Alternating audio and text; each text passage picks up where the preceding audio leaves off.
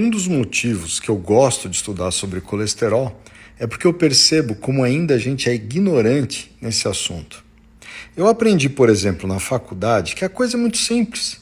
O LDL penetra na parede das suas artérias e se acumula logo abaixo do endotélio, que é aquela camada interior, levando à aterosclerose.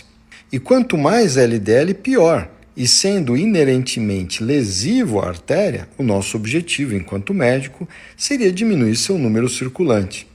Simples. Mas eu vejo a coisa com um pouquinho mais de nuances. Nesse artigo, como muitos outros, eles mostraram que quanto mais partículas de ApoB circulantes, tipo LDL, maior a associação com a aterosclerose e seus problemas. E de fato pode haver essa associação. E nele, eles chegaram até a dar uma espécie de potência para cada lipoproteína. Se o LDL teria uma potência 1, o VLDL teria o dobro da potência. Me lembrou até aquele joguinho de cartas, sabe, com força dos golpes, bola incendiária. E a potência da lipoproteína Azinho de 6 seria a versão do terrível raio Pikachu. Mas como sempre, a coisa é mais complicada. Porque várias condições que promovem a aterosclerose também aumentam o número de partículas. E se elas simplesmente penetrassem através do endotélio nas artérias por uma questão de gradiente, osmose, o nosso plasma com água, sódio e centenas de outras coisas muito menores do que um LDL também penetrariam nas artérias e você morreria todo inchado em 1 minuto, como acontece com ebola, por exemplo. Uma coronária, em termos de fluxo, está muito mais para anel viário, que tem um fluxo, não deixa sair nada, não deixa estacionar, do que uma rua de bairro. O LDL precisa de transportadores para entrar nos vasos. E esse transporte é muito controlado pelas células endoteliais. E não em decorrência do nível de LDL, e sim em decorrência de agressões que ele sofre.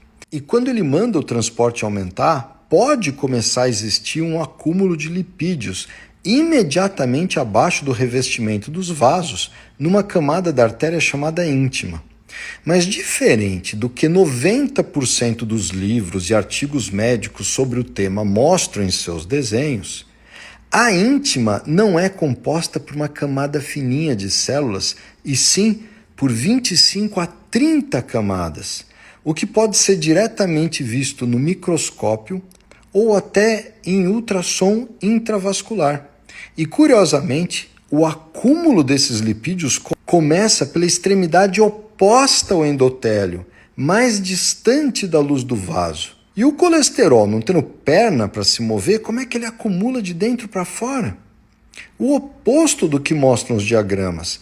E a explicação que me parece mais lógica é que as coisas que agridem a luz do vaso levariam ao aumento da espessura da íntima, a hiperplasia.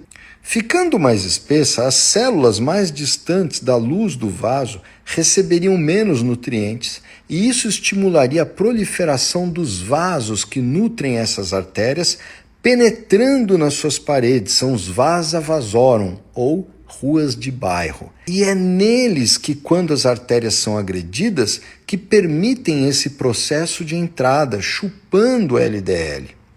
Mas por que elas chupariam LDL? Por que elas ficariam retidos? E como que eles formariam placas? Isso vai ter que ficar para depois.